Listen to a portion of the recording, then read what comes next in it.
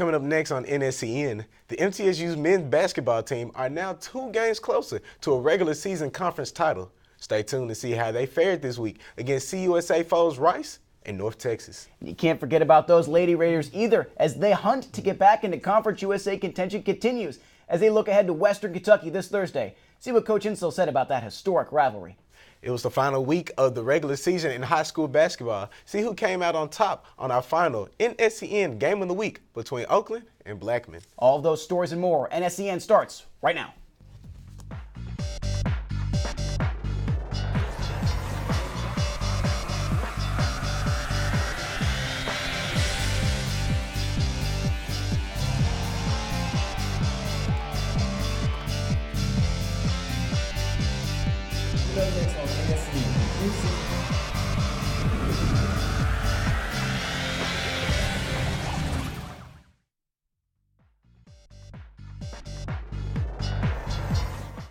Thank you for joining us this evening.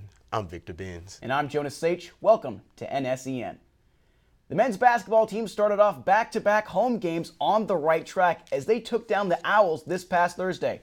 Final score was 94-75, but that wasn't the only special moment for Middle Tennessee, as Chase Miller, yes, the redshirt sophomore walk-on, knocked down his first collegiate bucket, a three-pointer. And of course, everyone flipped out. Miller describes his special moment. It's been a really special moment for me. And just, the community's made it special. Family members, friends, teammates, coaches. It's been really, really neat. Now we go to Elijah Campbell and Xavier Dupree on what went right for the Blue Raiders against Rice.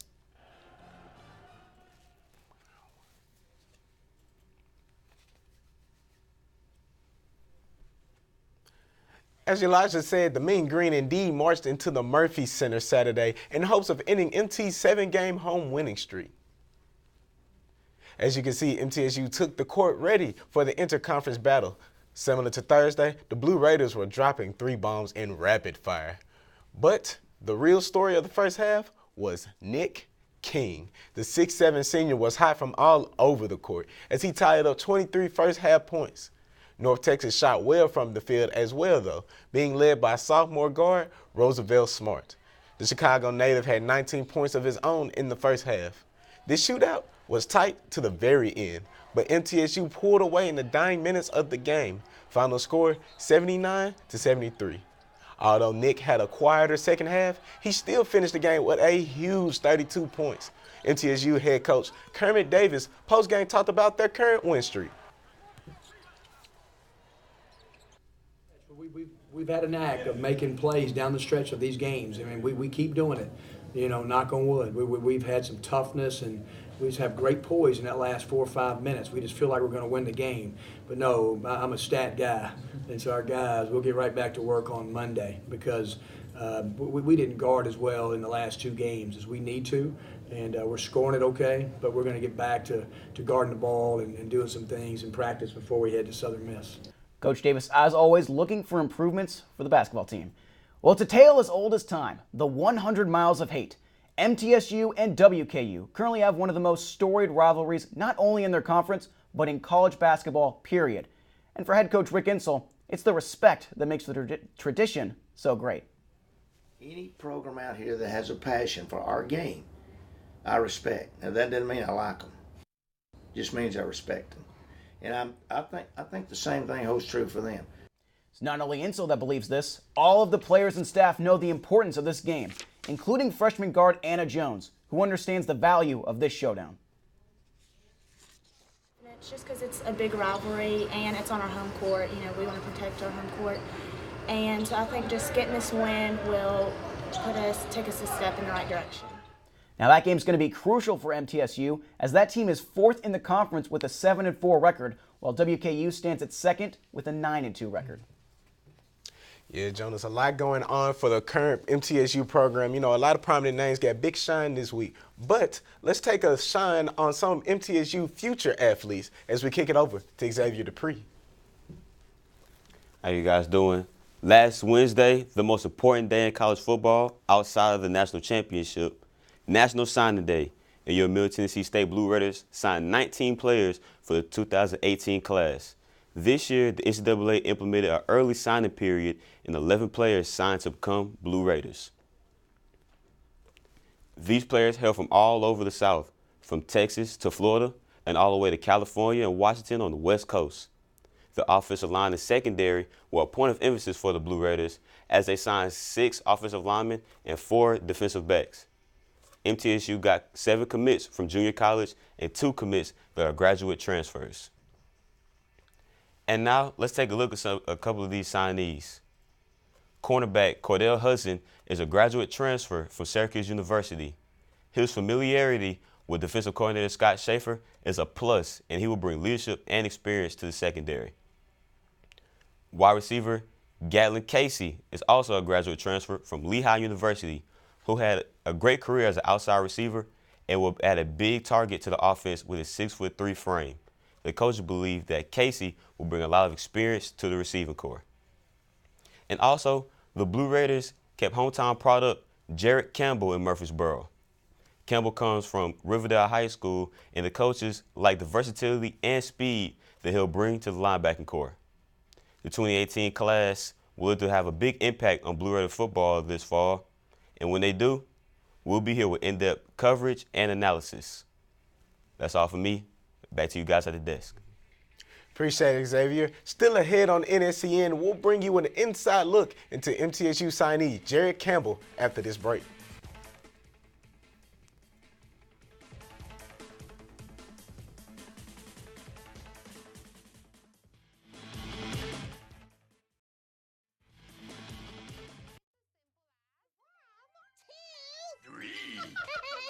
Number 1. Avocados fill you up. Avocados contain unsaturated fats, good fats your body needs to help with the absorption of key nutrients. Me hungry right now. Number 2. Avocados are good for you. Avocados are naturally cholesterol and sodium free, plus they contain nearly 20 vitamins and nutrients. Me need vitamins and nutrients. And number 3, avocado delicious. Try avocados in place of ingredients higher in saturated fat. Avocados taste great in sandwiches, salads, and even in baked goods like cookies.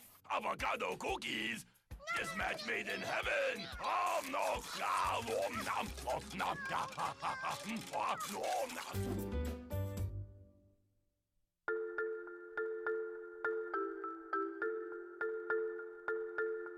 This is your new kitten, or your new puppy.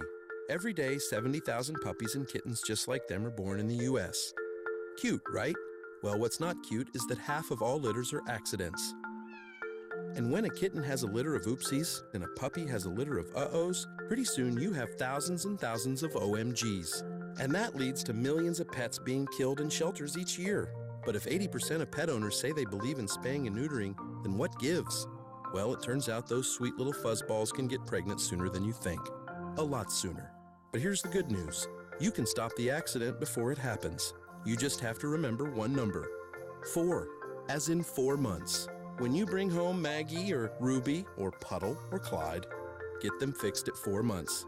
It can be old enough to get pregnant, and it's definitely young enough to make a difference. Prevent more, fix at month 4.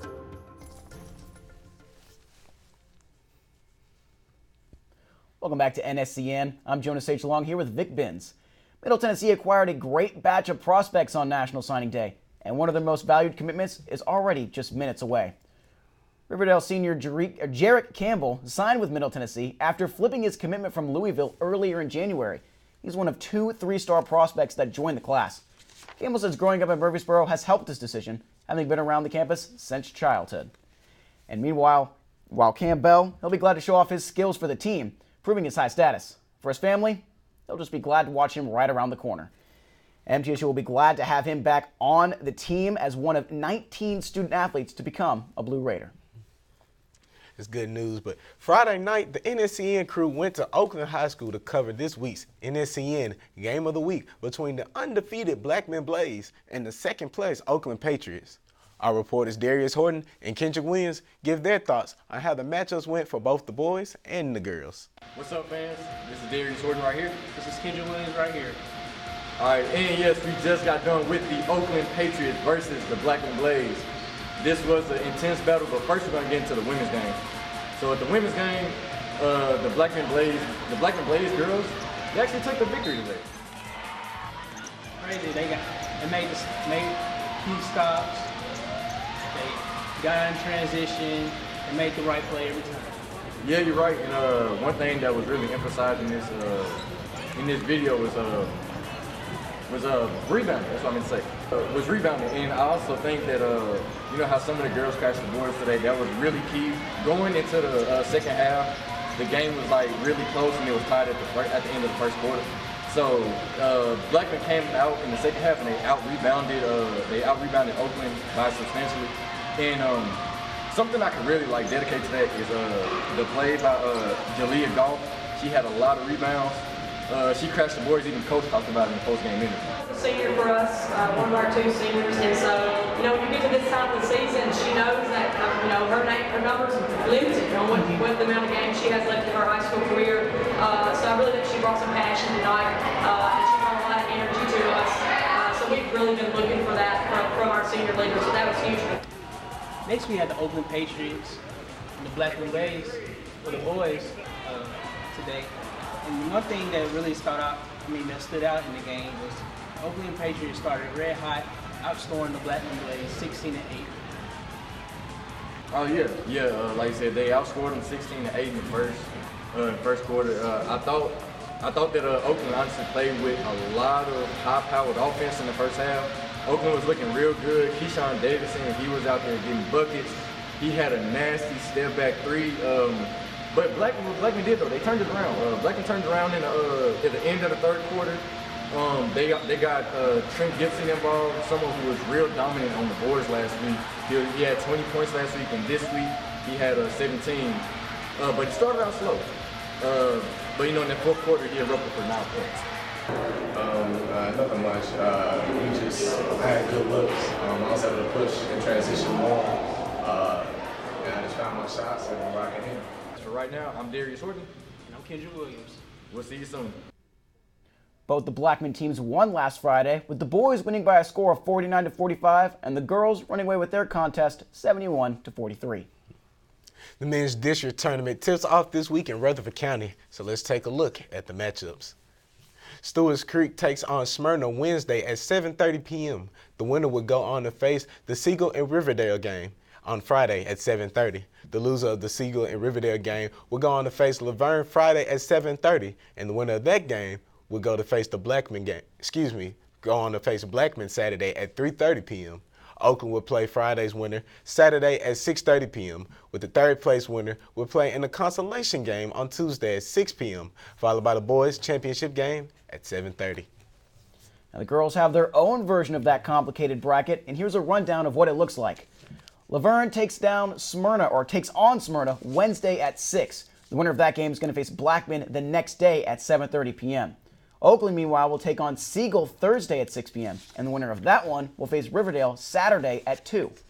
Stewart's Creek, meanwhile, will face the winner of the Thursday night's game on Saturday at 5 p.m., and the third place winner will play in the consolation game Monday at 6 p.m., followed by the girls' championship game starting at 7:30. Jonas, I think it's time to take our viewers out to the ball game. We haven't had baseball or softball in a while, and we're going to give you that coming up next on NSEN. Everyone deserves to have a decent place to live. Everyone. Todos. When a future homeowner partners with Habitat for Humanity to build or improve a home, they build a better future for themselves and their families. For my family. Para po sa pamilya ko. Por mi familia. With a little help, we all have the potential to stand on our own. Through shelter, we empower. Visit habitat.org to provide help to families like these today. Time is the one thing that we want more of as a St. Jude parent. Without the donors, I wouldn't have my Audrey. El que St. Jude no cobra ni un centavo para nosotros significa quitarnos todo ese estrés, esa preocupación y podernos enfocar en nuestra hija. That was the first thing I was like, how are we going to do this? When they told us that we didn't have to pay a single bill, I was like, wow, they pretty much have saved us. They take care of our housing. They take care of our food. In addition to the best medical treatment that my daughter could ever have. So it allows me to focus on my daughter and getting her better.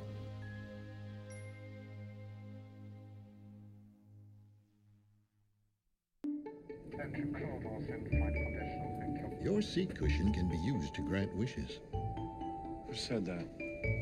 Hello? Really can, you know. You talking to me? Sure am. Because the airline miles you earn and donate to Make-A-Wish can help send thousands of kids on their wish trips. So donate to Make-A-Wish today. You really should, you know. You really should. And give wishes wings. Because wishes work wonders. I never imagined this would be your first home.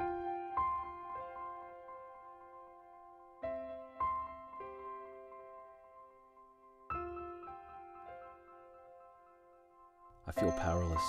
I can't stop asking why us.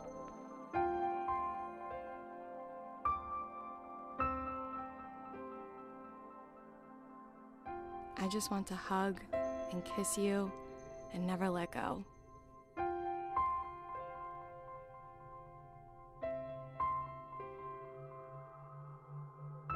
This is the hardest thing we've ever faced. I know it's even harder on you.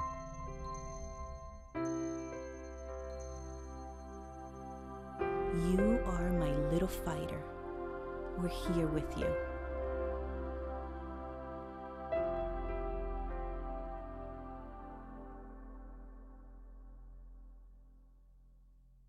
I believe in you. Just 4 simple words. But to a child in need, they mean the world. When you support a child through Save the Children, you're saying, I believe in you.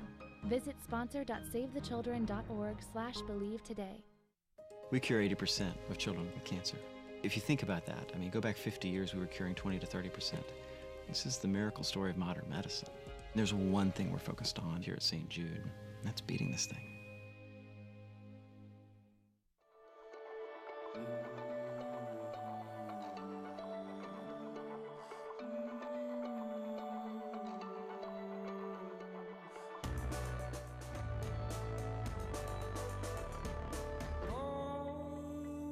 To pose, now sure.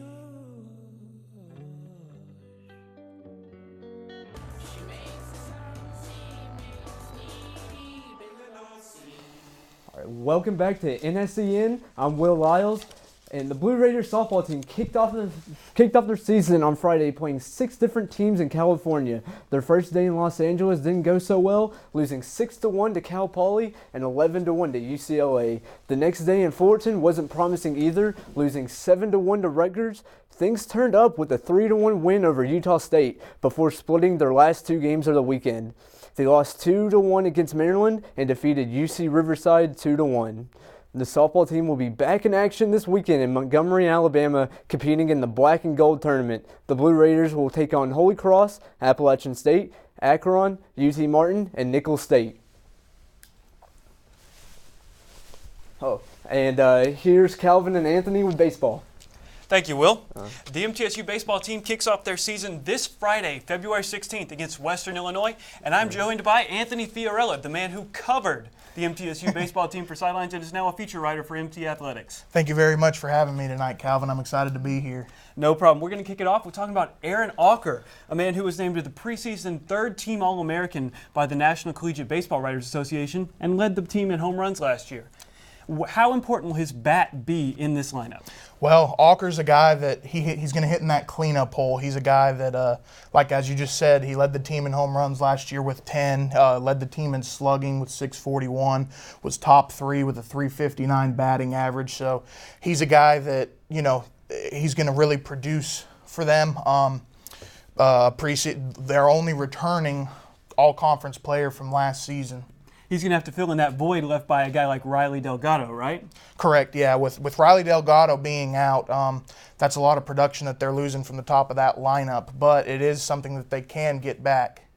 Now, we're going to move on to a highly touted freshman coming out of Mississippi named Miles Christian. Where do you see him fitting in? As an infielder, maybe an outfielder? Well, with Christian, from what I've been hearing so far, what they're going to do, at least to start with him, is they're going to platoon him sort of in left field right now with rising sophomore Manny Lopez. This is a guy that is, he was ranked number 225 in the nation by Perfect Game USA, drafted in the 18th round by the Seattle Mariners. He's a really talented kid, a 5-tool outfielder. He can run. The speed is what really gets it for me. Guy that's going to hit near the top of that lineup. I saw he ran about a 6.5 60 time. Correct, yeah. And last year as a senior, I believe it was 28 bases that he stole as well. And he's a guy that's aggressive on the base paths as well. He can easily stretch one of those bloop singles that takes the right fielder a second to get to. He can stretch that into a double. He'll take the extra base. Now, this MTSU pitching staff really struggled last season. They had an ERA at almost 8 as a staff. Where do you think they can improve this year? Well, the number one thing that I think they will improve on is control, really. They walked a lot of guys, didn't get themselves into good fastball counts where they could make their pitch. As you guys have seen, J.P. Davis was let go of, Caleb Longshore. They bring him in from Arkansas State as the new pitching coach, and he's implemented his new program. They're going to work a lot faster, and they're going to be able to keep batters off balance. What young pitchers, maybe a freshman like Peyton Wigington, do you see stepping up? Well, you say Peyton Wigington. That's a guy that everybody's been really high on, a tall, lanky, left-handed kid. He can throw it semi-hard, really good movement on those pitches, and joining Jake Wyrick, that's going to give them another left-handed arm in that starting rotation. And in the bullpen, a guy named Andy Rivera coming in. He's a fireballer. I would not be surprised if he closed some games this year. He touched 95 over the summer, so good stuff I've seen out of both of them so far. Now, the Blue Raiders finished 10th in Conference USA last year.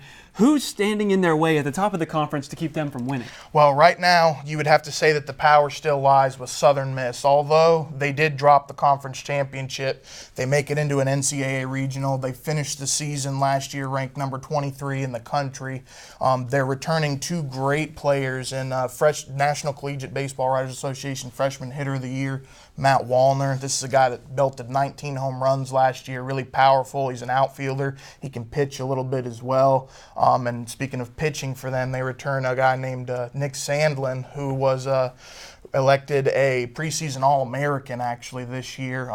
He's a guy that pitches in the back end of that bullpen, put together an impressive 10-2 record for them, and they're going to be a tough team to beat this year.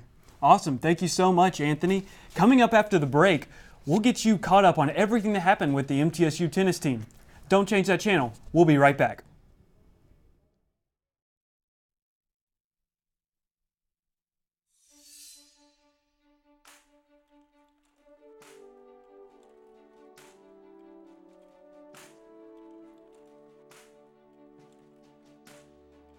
There are those who dedicate themselves to a sense of honor,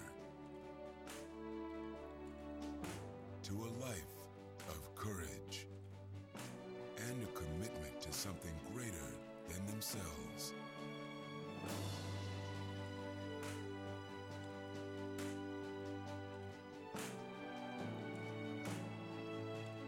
They have always defended this nation and each other. They still do. The few, the proud, the Marines.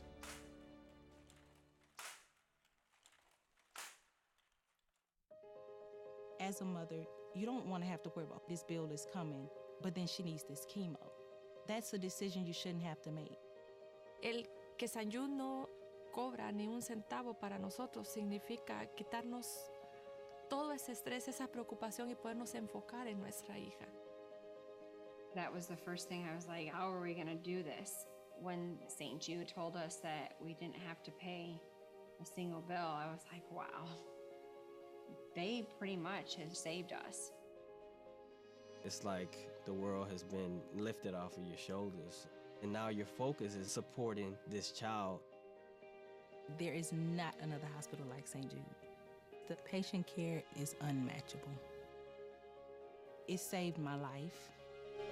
It saved my daughter's life. It saved our family.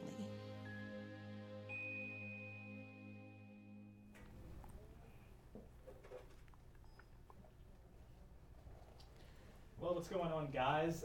We're going to bring you a little bit of the tennis action that happened over this weekend. And, well, what an exciting weekend of tennis it was. MT Tennis had a massive match last Friday versus the Hoosiers of Indiana in front of hundreds of Blue Raider fans. Let's take a look at that really quick. MTSU opening strong in that one, an opening double-point win with wins at the 2 and the 3 spot. From there, it turned into an absolute slugfest. Gonzalo Morel winning at the 1 spot in a third set tiebreak, and John Issa won at the number 5 spot, 6-3, 6-2.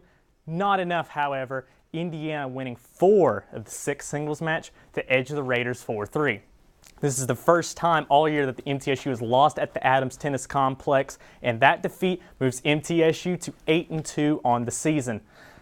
So also, of course, the first home loss for both sides coming up just recently, men's and women's. So that's out the window, unfortunately. Let's take a look at up for next for the men's squad. Let's not go to the women's yet. Up for the men's squad, they have a trip to Kansas and to Wichita State. Now the Shockers are 1-4 on the year, and they're coming off a 4-3 loss to the Razorbacks of Arkansas.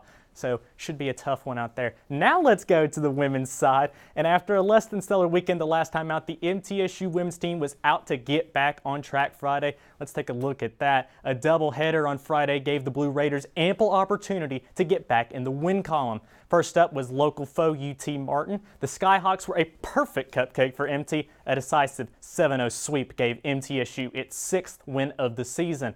The bottom 4 singles player only gave up 8 games combined to the Skyhawks. Let's fast forward a few hours later, however, and the Blue Raiders hosted Samford to complete the doubleheader. The doubles point bit MTSU versus Louisville last time out, but it turned out to be crucial in this match. Let's show you why. Blue Raiders taking the opening point to gain the early advantage, 1-0. Clutch wins by Zander, Herrero, and finally Kim Kermit. That's what was enough to push MTSU over the top in a 4-3 win. So 2 big wins for MTSU over the weekend to improve to a solid 7-3 record on the year. Next up for them is Florida Gulf Coast in the Sunshine State on the 17th, and then the Blue Raiders will be back in action at the Adams Tennis Complex on the 23rd at 5 p.m. So we'll go right back to the desk. Guys, what do you think? Nathan, I think that was a great tennis update, but unfortunately, that is all time we have this week. I am Victor Benz. Thank you for joining us. I'm Jonas Sage. We're going to be here same time, same place, same network. You've been watching NSEN. Make sure to follow us on social media, and take care.